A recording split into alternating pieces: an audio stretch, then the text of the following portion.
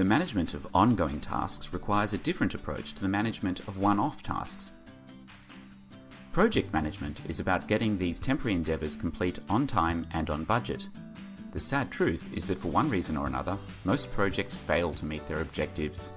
So here's some weapons you can add to your arsenal to make sure your project has the best chance of success.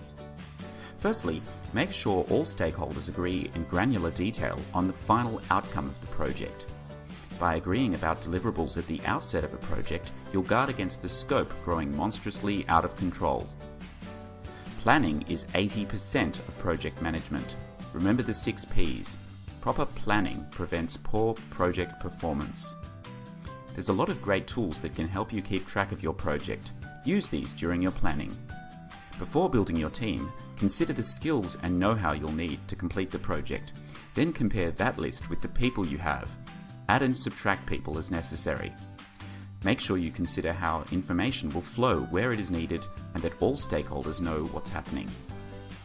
Prepare for stormy seas by considering what risks your project might be exposed to and plan how to best navigate to avoid or mitigate them.